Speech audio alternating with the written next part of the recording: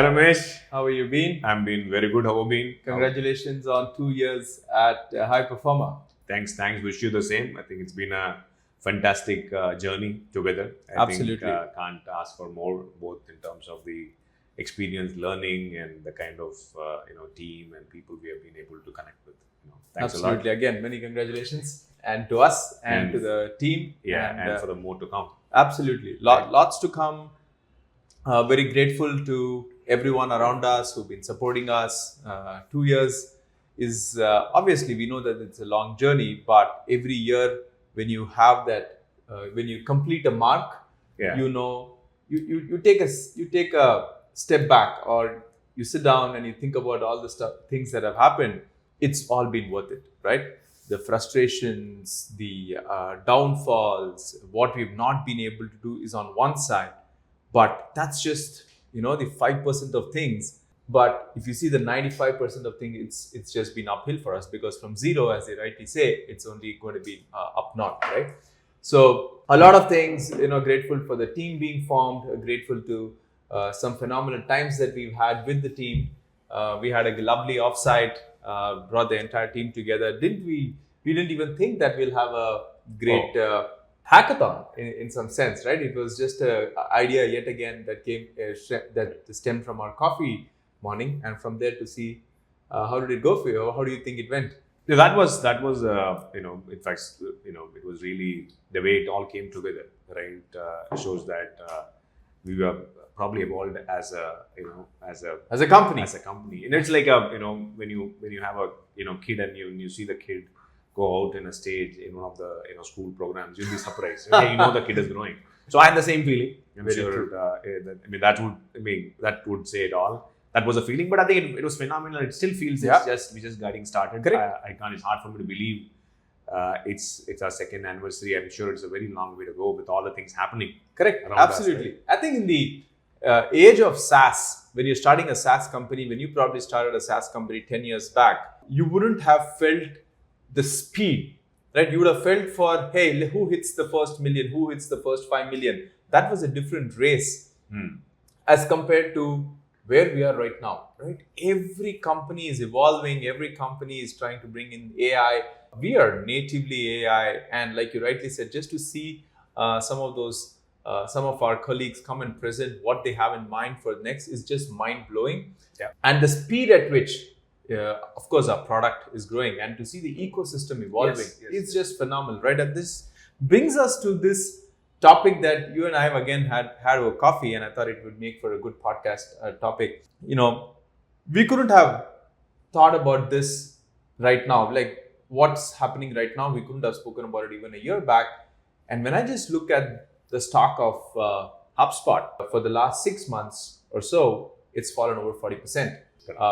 Whatever be the reasons, call it market, call it Trump effect, or whatever be the reasons. But I do feel, right, that somewhere down the lane, I'm not as good as Nostradamus to predict, but somewhere down the lane, we would see the end of CRM as we knew it. Yeah. Right?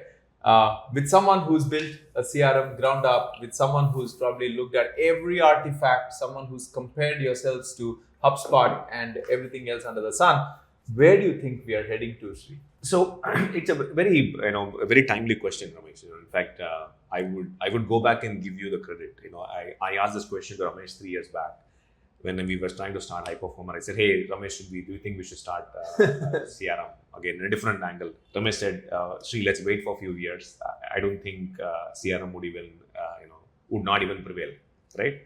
So that's where you are. So you probably had some of these predictions, but on a serious note, it's an irony, Ramesh. Everybody been frustrated about a CRM for like many years. I've been in the space for 10 years. You've been there for long. Salesforce, to be more precise. It's overpriced. It's clunky.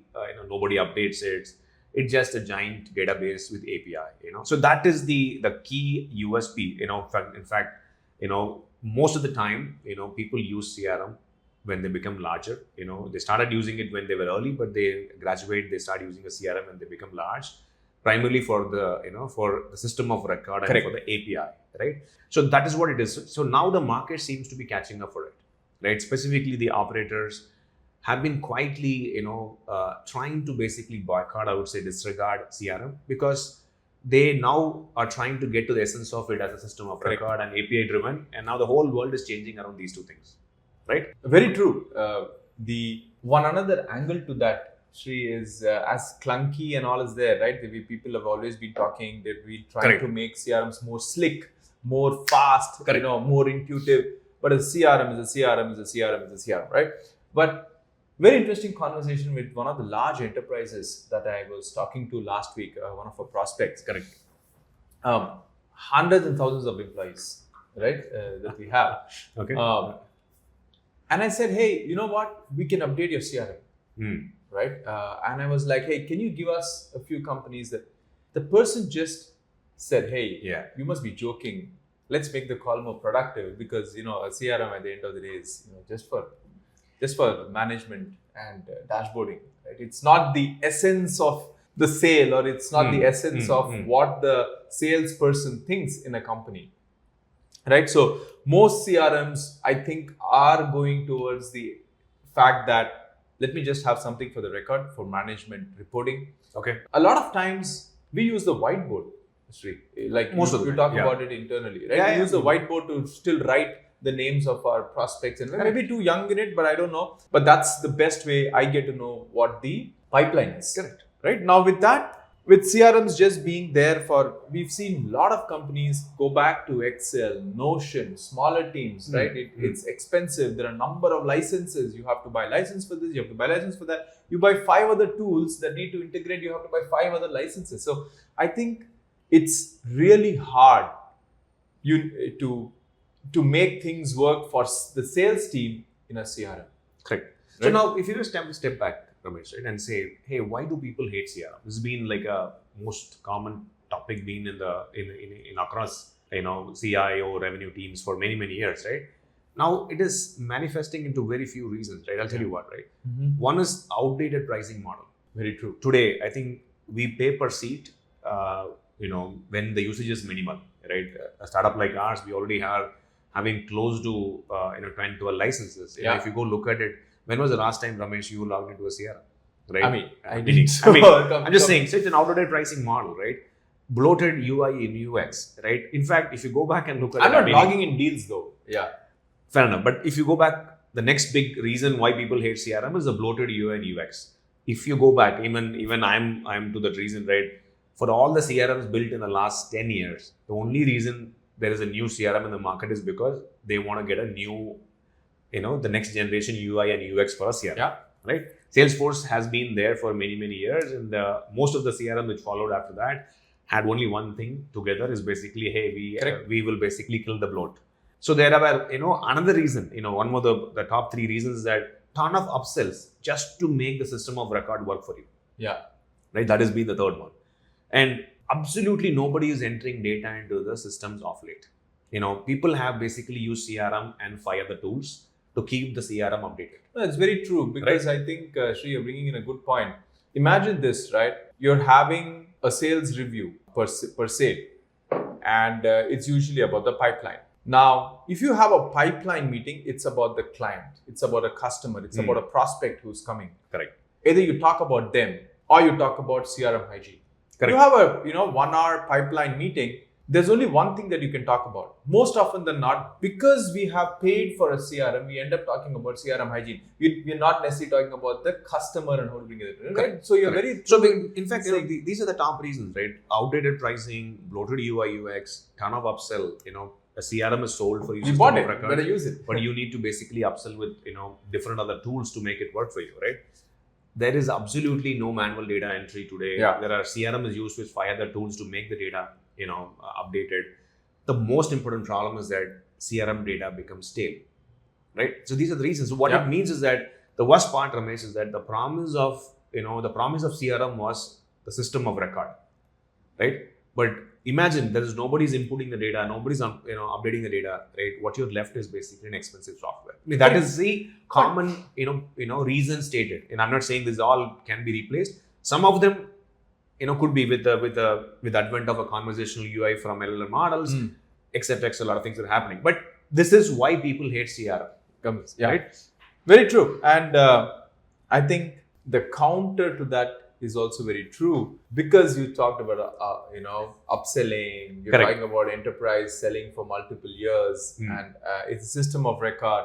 No one likes moving data from one CRM to the other every year, right? Right. So, do you still think HubSpot and Salesforce are something that GTM teams are going to ditch?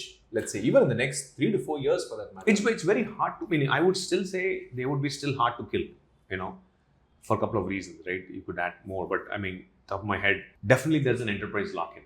If you get into any enterprise setup, I think it is just very hard.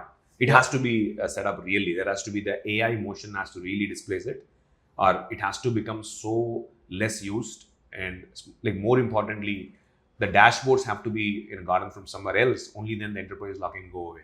Second most important piece is the compliance is even more worse. It is just close to impossible to get rid of compliances out of any company which is enterprise and higher, even the mid-market. Yeah.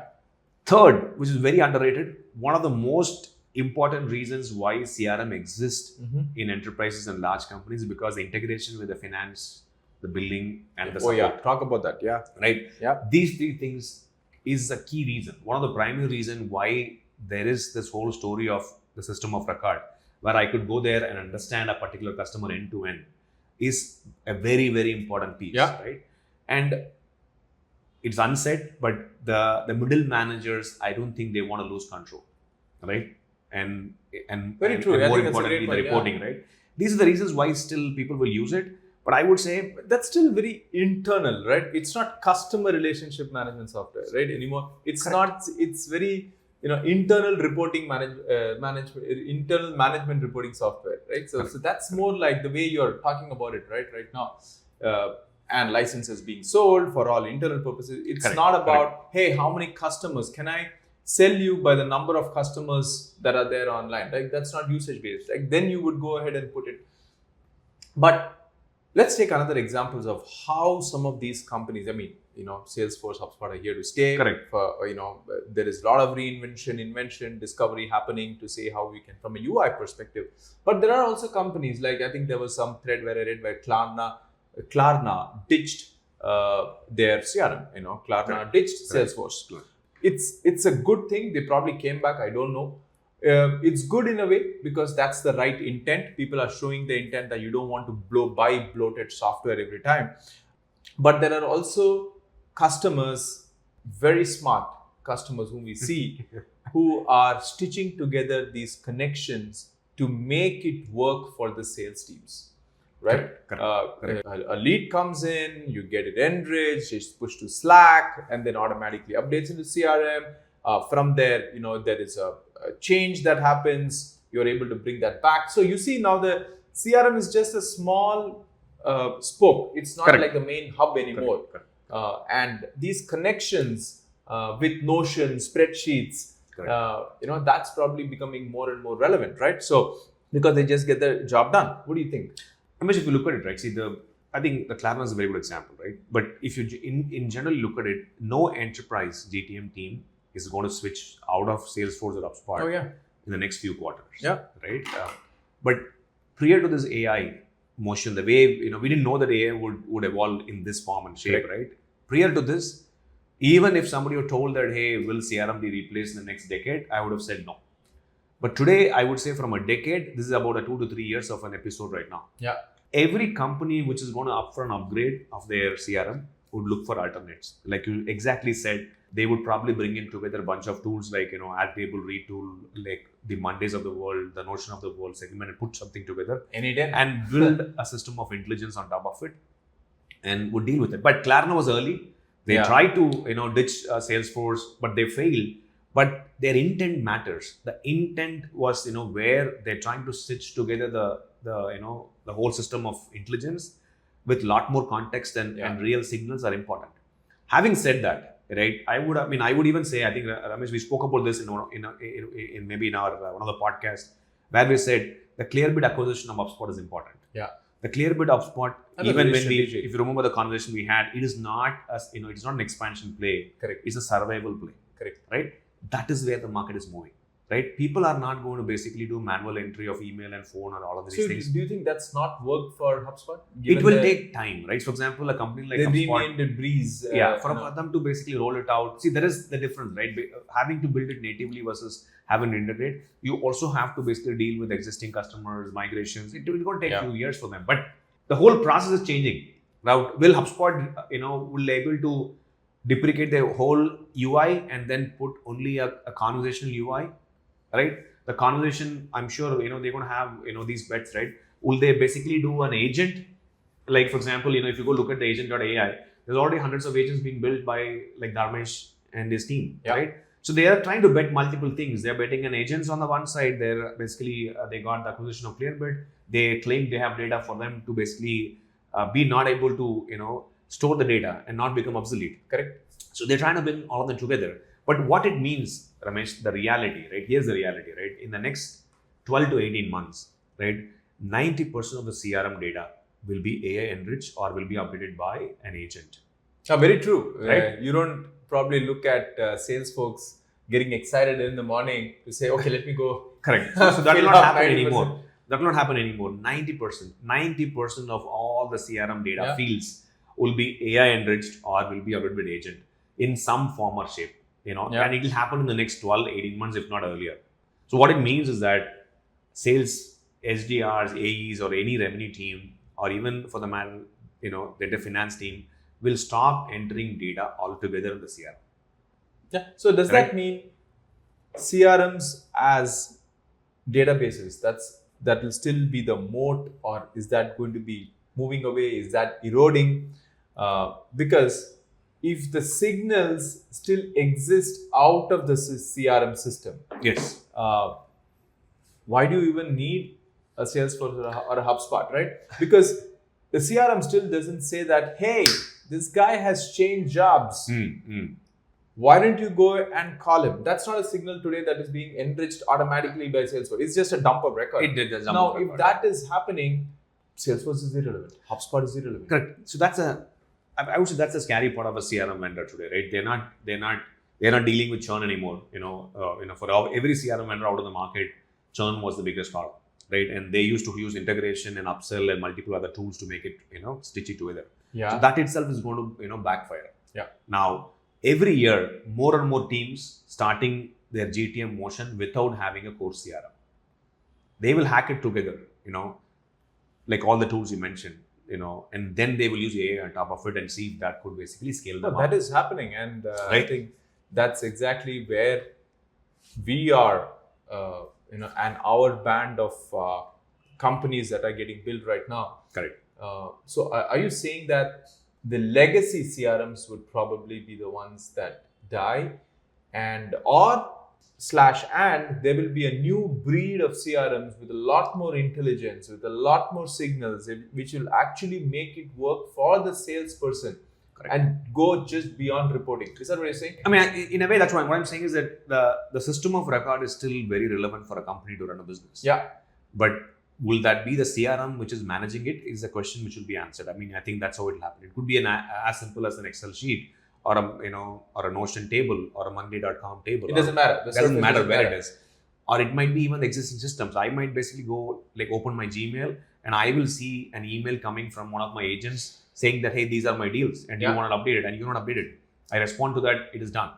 Right? It could be as simple as a Chrome plugin which is on your system where I get a notification on my deals which has to close today. So the scary part is what I said, Ramesh. It is not about churn anymore. Every year, more and more teams are going to start the GTM motion without having the so-called the typical CRM. Very true. That they will hack it together, right? It will work, and they will never have to upgrade again after that. So that and you know what? The way this OpenAI and Claude, you go look at it now. The adoption of those tools are significantly higher than a practitioner, a sales, or an SD or an AE using a CRM. Meaning, we've been talking to these people day in day out. The number one tool they've been using is not a CRM. They're using one of these tools. Yeah, right? Very true. I mean, hundreds of use cases, right? Hundreds of them. So the market isn't done with the CRM. It's done with the old model, I would say. The future isn't like one giant CRM which fits in all. I think it would be a lightweight, very contextual, very signal driven, very automated. Interface could be a simple chatbot. I like it when you said earlier, slightly earlier, when you said when a sales guy probably wakes up in the morning, Yeah. the CRM would already have about 80 to 90% of the fields automatically All of them are built, right? filled in. Yeah. And that's just going to help the salesperson sell better. Correct. And when you then come back and say the CRM is probably the new age, is going to be lightweight, more contextual. So bringing these two together, components together. So team, if you're running your GTM today, ask yourself, is CRM really helping, or is just a tax that you pay for better reporting, right? I know it's too big a claim. No, it's a very valid point, Ramesh. In fact, if you exactly look at it today, I think it's been a tax, right? It's been done for regulatory reasons, all of the reasons, right? Ramesh, if you want to ask you, right, hey, where do you think it goes from here, right? That's an important aspect to discuss about, right? I think it is not about CRM. I think CRM won't die, right? It is important for the business to run. Of course. Right? But they will get fragmented, right?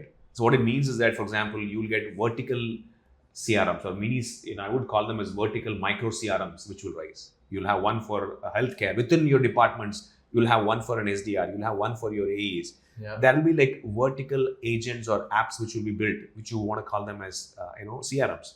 AI native revenue systems will basically solve for these issues. AI native revenue systems. For example, how easy it is to personalize the message for an SDR. Today, the most important reason, one of the top reasons why SDRs or the outbound team struggle. Yeah. I think you're bringing in a great point, and that also opens up a lot more, I wouldn't say a can of worms, but it does open a lot of topics for discussion. Today, Correct. We spoke about the system of record and the sales automation software. Correct.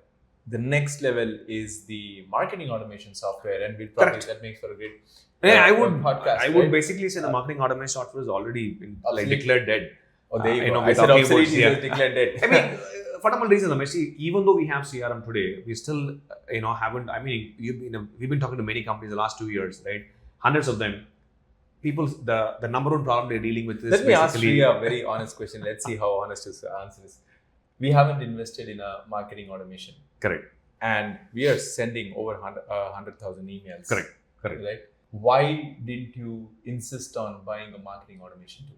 So, Ramesh, the way the conventional, the marketing automation startup were built on certain systems, and there was an infrastructure limitation which was there always. See, if you look back 10, 15 years back, why did you go choose a marketing automation tool? Because you want to send email at scale. Very true. That's the only problem we are solving. So today there are sophisticated ways in which ability for me to send an email at scale is being solved outside a marketing automation tool. But even today, the marketing automation tools are priced by the amount of email I send. The fundamental reason I'm choosing a marketing automation tool is to send email at scale. Right. As a CRM, as a startup, they're basically, the pricing have gone so high. If I have to basically spend 100,000, if you have to send 100,000 emails per month, I will have to be spending at least 10x more than what I'm spending today. Very true. So fundamentally, the model is broken. What was the reason, the primary reason why a marketing automation tool existed is basically to send email at scale. Yeah. Right. And that has been solved elsewhere. I think that's a segue into our next podcast. And I think we should talk a lot more about it as to how we at High Performer are sending 100,000 emails without investing in a marketing automation. But one thing is for sure, we do not need a marketing automation to send 100,000 emails. Absolutely. Right. As much as today we talk about the sales people not wanting to kind of input data into a sales automation software like a CRM, you also don't need a marketing automation system to drive emails or send emails to a customer. We'll talk about that in our next podcast. Correct. In fact, Ramesh, it's a very interesting point. I just wanted to leave that as a message as well as just a comparison. Right. So the marketing automation has been a little bit ahead of the curve than the CRM. Right. Look at the tools like Lemlist, Smart Leads. Oh yeah. They have already taken over the market. To greater part of the market. Of course, if I'm already stuck in enterprise, which is stuck with an existing tool, which is coming from, let's say, Salesforce house of tools, or from like HubSpot, the cost of change is very high. Hence, I'm sticking with it. But if you go dig deeper, they would have already started using these modern tools already. Right. Yeah. that leaves us with a story that I have to probably start in our next podcast. Why one of our customers didn't want us to sync the contacts that we generate into marketing automation software. So hold that thought on, and we'll talk about it in our next podcast. Until then, thank you and goodbye to all of you. This is Sri and Ramesh from Outbound by High Performer. Thank you. See you. Bye.